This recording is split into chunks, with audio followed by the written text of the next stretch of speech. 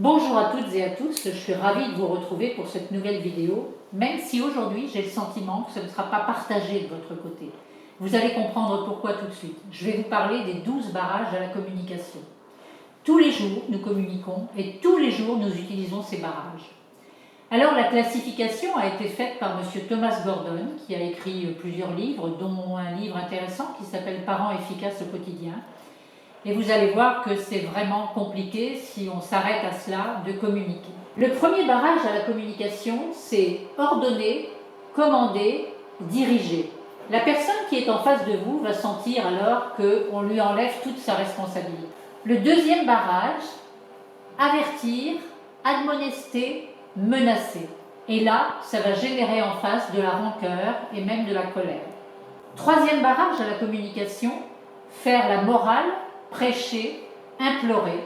Et là, il y aura en face un sentiment de culpabilité. Vous allez voir que le suivant est intéressant puisqu'on le pratique au quotidien. Conseiller, proposer des solutions. Alors qu'est-ce qui va se passer en face?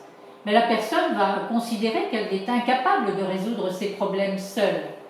Il y a alors un risque d'infantilisation.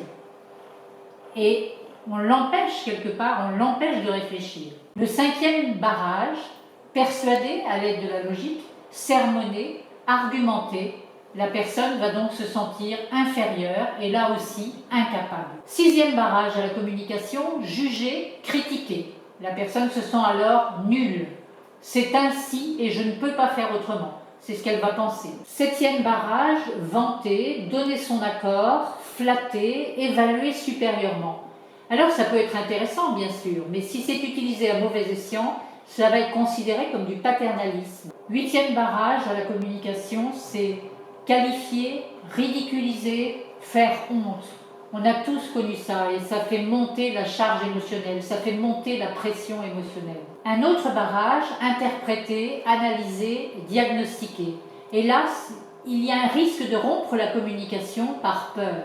Dixième barrage, rassurer, sympathiser, consoler. A priori, on peut se dire que c'est bien. Sauf que rassurer n'évite pas le danger. Ça veut dire que dans ce cas-là, on n'a pas pris en compte ce que la personne ressent, ce qu'elle vit. Onzième barrage, mettre à l'épreuve, questionner, interroger. Clairement ici, il y a un risque d'anxiété. Et enfin, le 12e barrage, c'est distraire, blaguer, etc.